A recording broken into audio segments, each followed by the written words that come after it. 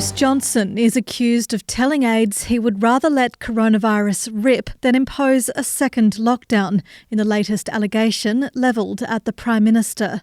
He's reported to have argued during a government debate in September that lockdowns are mad, as he raised concerns about the economic harm they cause. Downing Street describes the claims in the Times as gross distortions of Mr Johnson's position as he battles a bitter briefing war that's engulfed Number 10. The allegation surfaced after a growing number of sources were reported to have told how Mr Johnson said he was prepared to let bodies pile high rather than order a third shutdown.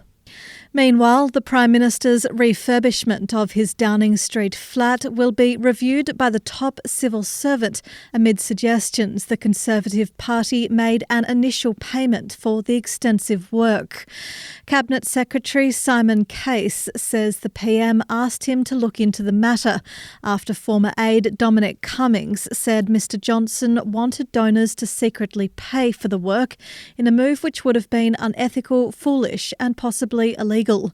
Number 10 and the Tories have declined to deny an ITV report stating the Conservative campaign headquarters paid the Cabinet Office to cover initial costs of the refurbishments, with Mr Johnson now repaying the party. A Downing Street spokesman says the cost of wider refurbishment have been met by the Prime Minister personally, adding gifts and benefits received in a ministerial capacity are and will continue to be declared in transparency returns. Nazanin Zaghari-Ratcliffe's husband says her fresh jail term is a signal that Iran will detain her until the UK resolves a long-running debt dispute with Tehran. Richard Ratcliffe says he fears his wife is facing an open-ended detention after she was sentenced to an additional year's imprisonment and a further year-long ban on leaving Iran.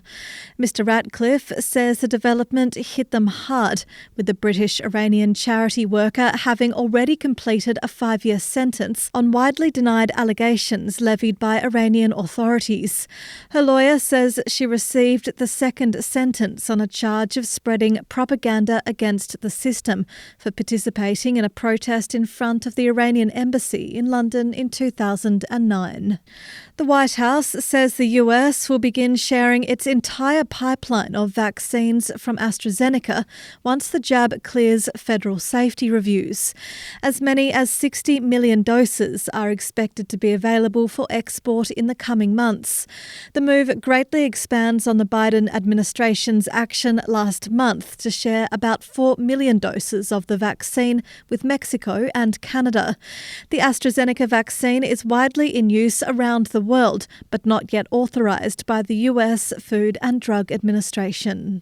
And finally, Glenn Close says her viral dance at the Oscars was completely spontaneous.